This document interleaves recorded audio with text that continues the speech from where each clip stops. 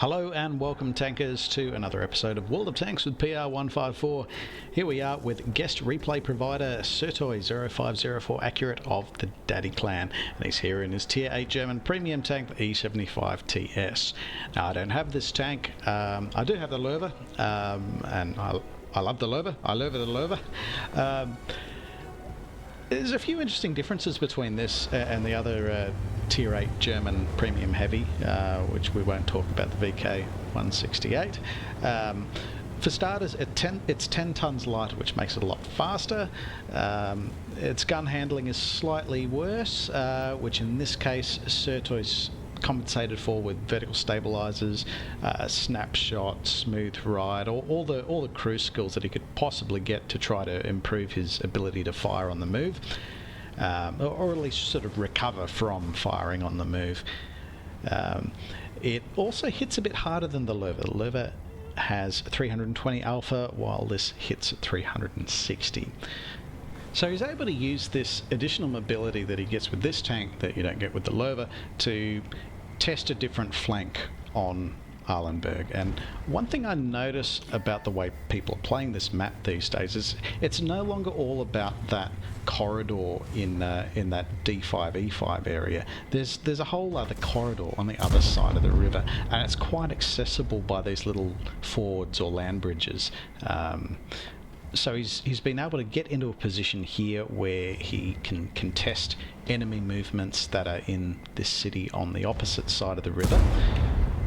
Normally what you would expect is a number of friendly tanks are pushing up into this area, which has kind of sort of happened. It's just at the moment he's the only one there taking the hits. He's taken a few from the enemy IS and the ISM, and he's just sitting on above half health, so it's a precarious looking position. Hasn't been the best trades early on in the game, particularly now that we've got tanks just trying to, at that point where they feel they can grind them down with high explosive rounds. So it's not a great spot to be in. We can see we have at least 3 enemy tanks on the other side, between the IS, the T29. We know the ISM is in there as well, so he has to be poking very carefully to make sure that if he does poke, is he not just going to get shot by the tank he's poking at and one of its buddies as well, and that just ends up with some bad trades. But in this case he's been able to get enough penetrating hits into the enemy IS to take it out of the game fairly promptly. We can see that he's been joined by the friendly T28 and T29 on the opposite side of the river, and that's brought a bit more dynamics to this particular engagement. Unfortunately, we can see that there's another Tier 8 enemy heavy tank in that corridor on sertuy's side of the river with the 703-122. I need help. So calling up a bit of help. In the meantime, punishing that ISM in its very obvious weak cupola. So hopefully that's only 2 or 3 shots away. High roll there at 403 hit points. Got to be happy with that. Help. What's happening now? T29 is joining him across the river.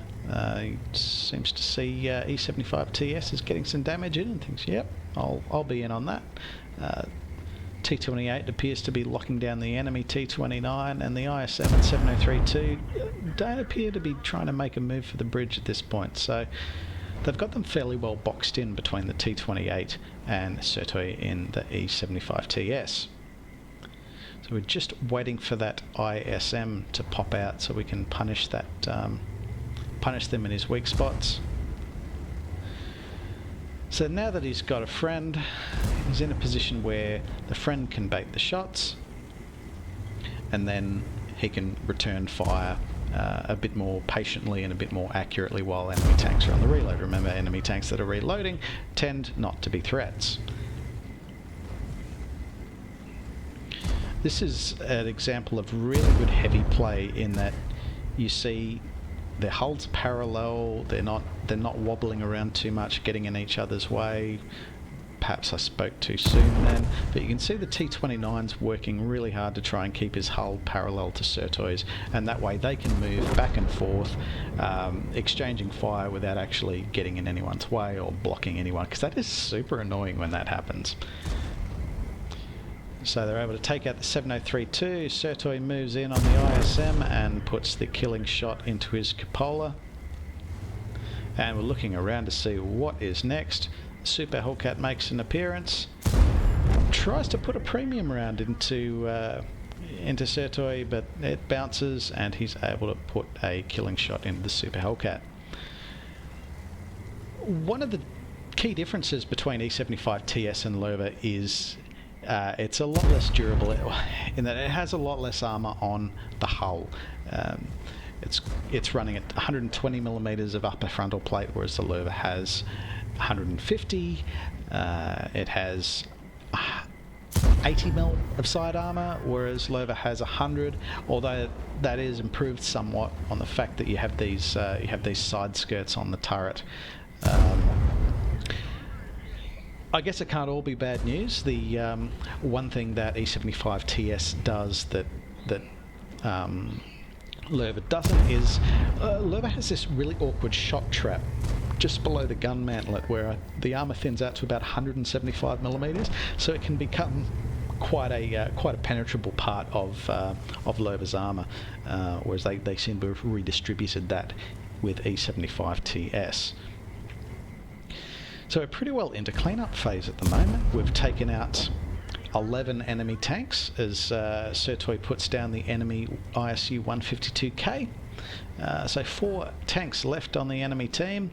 We can see the M46KR working the ridge, and very opportunistic shot in from Sertuy there. He's taken him to 4,800 damage. Which is just an absolutely stunning game so far, particularly considering how precarious a hit point situation he was on quite early in the game. But you know, it's funny. Sometimes you end up in these situations where your hit points get taken away, and you suddenly find, oh, okay, maybe I need to play a bit more cautiously. And as you're playing a bit more cautiously, you're making better decisions. And you end up playing better. It's amazing how that happens. Perhaps the best advice you can give anyone is, well, don't wait till you're almost dead to play a bit more cautiously. Sometimes aggression's great. Sometimes caution prevails. But here's our win for Sertuy Accurate, well deserved. Let's take a look at the results. And in the words of the great philosopher Flex Tape Seal Repair Guy, that's a lot of damage. 5,184 hit points of damage caused, and inflicting 5 kills on the enemy along the way.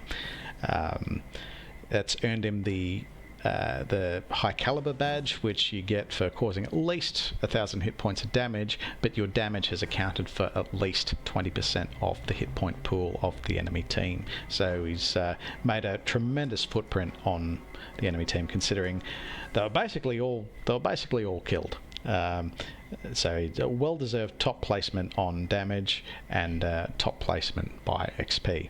So cracking game there by Sertuy 0504 Accurate of the Daddy Clan. And if you'd like to see your replay featured on World of Tanks with PR154, drop into our Discord, shoot us a message, and we'll do our best to get you lined up. In the meantime, take care out there.